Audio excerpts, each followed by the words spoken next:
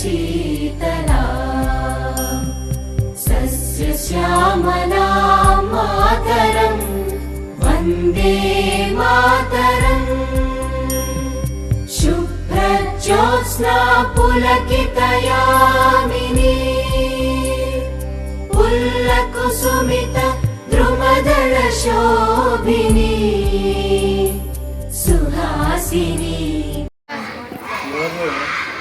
వందే మాతరం గేయానికి 150 సంవత్సరాలు పూర్తి చేసుకునే సందర్భంగా మన దేశవ్యాప్తంగా ఈ వందే మాతర గేయాన్ని 150 సంవత్సరాలు పూర్తి పురస్కరించుకొని దాన్ని దేశవ్యాప్తంగా ఈరోజు 10 గంటలకు ఒకేసారి ఆలపించాలని మనకి ఆదేశాలు ఉన్నాయి. మన పాఠశాల పరిధిలో ఉన్నటువంటి విద్యార్థులు, ఉపాధ్యాయులు, మిగతా సిబ్బంది అందరూ కూడా దీంట్లో పాల్గొని ఈ కార్యక్రమాన్ని విజయవంతం చేయాలని కోరుకుంటున్నాను.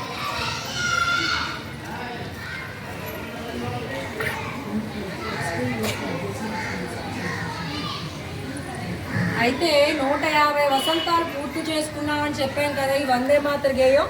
సో ఈ వందే మాతర గేయం ఏదైతే ఉందో దీన్ని 1875లో బంకిమ్ చంద్ర చటర్జీ రాసిన తర్వాత దీన్ని 1882లో మొట్టమొదటిసారిగా ఆనంద్ మఠ్ అనేటువంటి ఒక దాంట్లో దీన్ని ప్రచురించడం అనేది జరిగింది.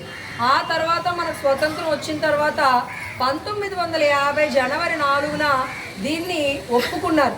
అయితే ఇందులో 5 పద్యాలు ఉంటాయి. 5 ఉంటే మన వాళ్ళు 2 మాత్రమే జాతీయ గేయంగా దాన్ని ఆమోదించడం జరిగింది మన భారత ప్రభుత్వం.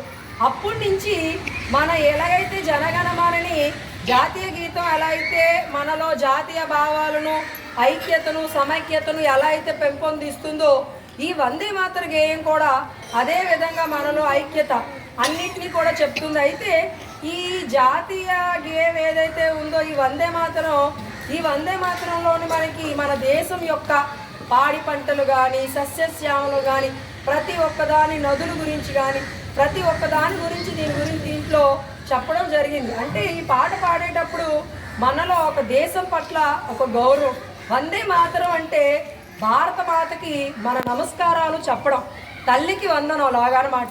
సో అలా మన దేశం యొక్క గొప్పతనాన్ని ఈ పాట రూపంలో మనకి బంకిమ్ చంద్ర చటర్జీ గారు వివరించడం జరిగింది. సో అందుకని మనలో ఈ తల్లి పట్ల ఎంత ప్రేమ, ఎంత మనకు ఉందో అనేది చెప్పడానికే ఈ గేయం. 5 ఉంటే పెట్టండి సార్, 5 ఉంటే పెట్టమనండి. 5 ఉన్నాయా అంటే మనకు 2 వస్తాయి. పూర్తి వందే మాత్రం పెట్టండి సార్. అయితే కానీ మనం పాడలేము, అందరూ కలిసి పాడదాం. ఇప్పుడు స్టాండర్డైజ్ అటెన్షన్, వందే మాతరం.